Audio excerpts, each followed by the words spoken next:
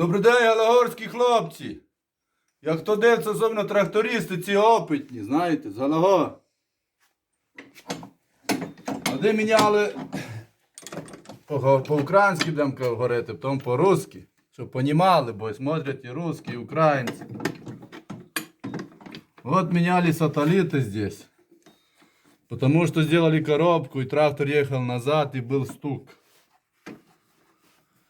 И думал тракторист, что тут у нас коробка неправильно сделана. Когда разобрали, даже не разбирали, а сразу сказали мы, что здесь сателлиты.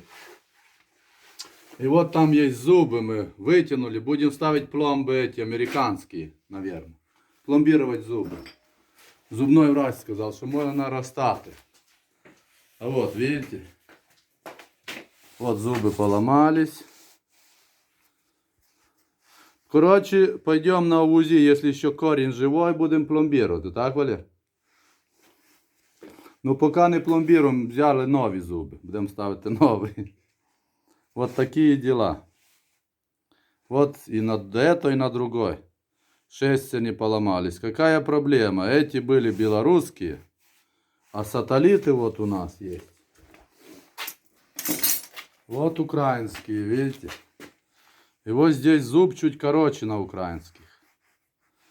И он май закругленный тупой. И они поставили две шайбы отсюда бронзовый, прижали вроде.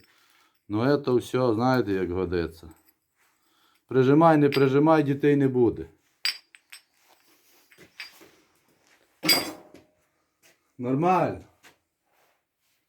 Так, вот мы пошли в Единцы, взяли сателлиты новые, крест и эти шестерни боковые и бронзовые шайбы. И поставили, вот у нас зазора здесь нету между сателлитами. Он поднимается вверх и маленький зазор. Мы проверили, сателлиты крутятся легко. Чуть проработается, будет все нормально. Вот в таком случае не делайте никогда. То белорусской, то украинской. Прижимайте по две шайбы. Если здесь нету выработки в корпусе, значит ставьте по одной шайбе бронзовой. Делайте так, как завод.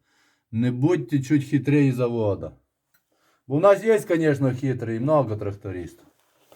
Хотят химичити. Что не, Оля? Ну це хімічна виходить вот 3500 сейчас. Парень поставил сателлиты. И вот такое дело. Клинило, не было зазора, все поломало.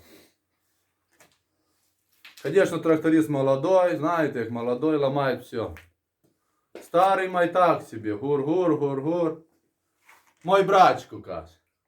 Пока, до свидания.